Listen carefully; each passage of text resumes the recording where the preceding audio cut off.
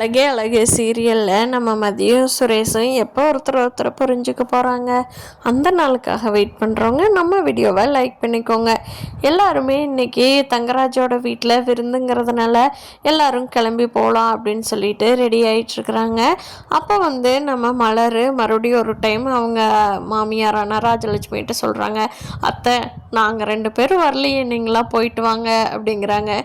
என்ன மலர் நீ என்ன பேசுகிற, இந்நேரம் மாப்பிள்ளை எல்லாத்துக்காக வெயிட் பண்ணிகிட்ருப்பாரு, நீ வரலன்னு சொன்னால் அவரை மரியாதை இல்லாமல் நடத்துகிற மாதிரி ஆயிராதா, எல்லாரும் வாங்கன்னு தெளிவாக தானே சொல்லிட்டு போனார், உனக்கு புரியுதா இல்லையா, போய் கிளம்பி வா சீக்கிரமா, பாப்பாவை கிளப்பிவிடு ராகவியா அப்படின்னு சொல்லிட்டு அவங்களும் ரெடியாகி உட்காந்துருக்காங்க. அப்போ நம்ம கோமதி அம்மா தான், மலர் அந்த ஆள் சரியில்லையா, அதே ஒரு டம்மி பீஸாட்டு தெரியுது மலர், கூட வர்றேன்ல உனக்கு பக்க பலமாக இருப்பேன் மலர், வா பார்த்துக்கலாம், எங்கள் முன்னாடி அப்படியெல்லாம் பேச மாட்டான், இன்னொரு நாள் வேணால் நீ அவாய்ட் பண்ணிடு, இப்படியே ஒருத்தருக்கும் பயந்துக்கிட்டே இருக்காத மலர், அப்புறம் உன்னை பார்த்தா எல்லாத்துக்கும் ஏளனமாக போயிரு அப்படின்னு சொல்லிட்டு கோமதி தைரியன்னு சொல்லி எல்லாரும் வெளியில் கார் ரெடியாக இருக்குது, காரை அரேஞ்ச் பண்ணியிருக்காங்க. நம்ம தங்கராஜ் எல்லாரும் உட்காந்ததுக்கு அப்புறமா பார்க்குறாங்க.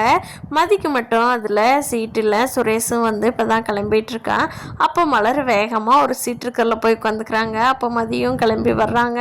மதி இங்கே என் சீட்டு ஃபுல்லாகிடுச்சு மதி, நீயும் சுரேஷும் பைக்கில் வந்துடுறீங்களா அப்படின்னு சொல்லி மலர் பக்காவாக பிளான் போட்டு தான் அவங்கள பைக்கில் வர சொல்கிறாங்க. அப்போது சரிங்கக்கா ஓகே வந்துடுறோம் அப்படிங்கிறாங்க. சுரேஷும் கிளம்பி வந்துடுறாரு. சரி வா நம்ம பைக்கில் போகலாம் அப்படின்னு சொல்லிட்டு சுரேஷ் கூட்டிகிட்டு போகிறாரு. போகிற வழியில் மதி கிட்ட கேட்குறாங்க, ஒரு டீ குடிச்சிட்டு போகலாமா மதி அப்படிங்கிறாங்க. ஓகே குடிச்சிட்டு போகலாம், எனக்கும் பசிக்கிற மாதிரி தான் இருக்குது அப்படிங்கிறாங்க. போய் 2 பேர் காஃபி ஷாப்பில் குடிச்சிட்டு இருக்கிறப்போ மதியம் வேற எங்கேயோ வேடிக்கை பார்த்துட்டு இருக்காங்க. இப்போ சுரேஷ் மதியை பார்த்துட்டு, நம்ம கூட சண்டை கட்டாமல் இருந்தா எவ்வளோ அழகாக இருக்கால்ல, நல்ல பொண்ணாக தான் தெரியுறா அப்படின்னு சொல்லி நினைக்கிறாரு. இப்போ மதி வேகமாக திரும்பி சுரேஷ் பார்க்குறாங்க. சுரேஷ் டக்குன்னு திரும்பிக்கிறாங்க. மதியும் சுரேஷை பார்த்துட்டு தான் இருக்காங்க. மதி சுரேஷ்கிட்ட ஒரு ரெக்வஸ்ட் வைக்கிறாங்க, ஏங்க நான் உங்கள்கிட்ட ஒன்று கேட்கலாமா, சொல்லு மதி என்ன வேணும் அப்படிங்கிறாங்க. இல்லை நம்ம அண்ணன் தங்கராஜ் அண்ணனோட வீட்டுக்கு போகிறோம் இல்லையா, அங்கே உங்கள் அண்ணன் பாக்கியராஜையோ மலர் அக்காவையோ ஏதாவது சொன்னாங்கன்னா நீங்கள் பாக்கியராஜ் மாமாவுக்கு தான் சப்போர்ட் பண்ணணும் அப்படிங்கிறாங்க. ஏன் மதி என்ன சொல்கிற, எதுக்கு சொல்ல போகிறாரு மாமா அப்படிங்கிறாங்க. இல்லை நீங்களே பார்த்தீங்களே ஏதோ ஒன்று இடக்கு மடக்கா அவர்கிட்டயே பேசுகிறாங்க, நீங்கள் உங்கள் மாமாவுக்கு சப்போர்ட் பண்ணாமல் அண்ணனுக்கு தான் சப்போர்ட் பண்ணணும், உங்கள் அண்ணன் எவ்வளோ செய்கிறாரு நம்ம வீட்டுக்கு, எல்லா கடமையும் அவர் தலையில் தானே இருக்குது, நீங்கள் தான் அவருக்கு சப்போர்ட் பண்ணணும், நம்ம பண்ணாமல் யார் பண்ணுவோம் அப்படிங்கிறாங்க. ஓகே என்ன மாமாவை என்னால் எதிர்த்து பேச முடியாது, எனக்கு வேலை வாங்கி கொடுத்தாரு இல்லையா, அதனால் நான் பேசுறதுக்கு ரொம்ப சங்கடமாக இருக்கும் அப்படிங்கிறாங்க. அதுக்கு மதி சொல்கிறாங்க, இல்லை இப்போ வேலை வாங்கி கொடுத்தது நான் தானே, அதனால் நீங்கள் என்ன மட்டும் மனசில் வச்சுக்கிட்டு உங்கள் மாமா கிட்ட எதிர்த்தெல்லாம் ஒன்றும் பேச வேண்டாம், நியாயத்தை மட்டும் பேசுங்க போதும் அப்படிங்கிறாங்க. சரி பார்க்குறேன் அப்படிங்கிறாங்க.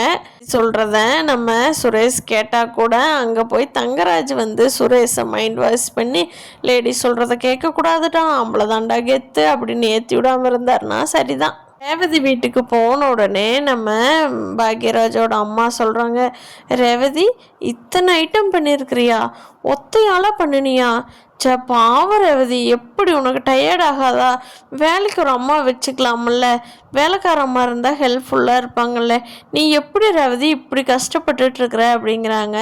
அதுக்கு ரேவதி சொல்கிறாங்க, இல்லைம்மா ஒரு நாள் தானே இவ்வளோ செய்கிறோம், அதுக்கு எதுக்கு வேலைக்காரம்மா, நானே சமாளிச்சுக்குவேன், 4 பேர் தான் நம்ம இருக்கிறோம், ஆமாம் அண்ணி நம்ம இத்தனை பேர்த்துக்கு நம்ம வீட்டில் செய்கிறாங்களே, அவங்ககிட்ட ஒரு நாளாவது இந்த வார்த்தையை சொல்லியிருக்கிறியா அப்படிங்கிறாங்க.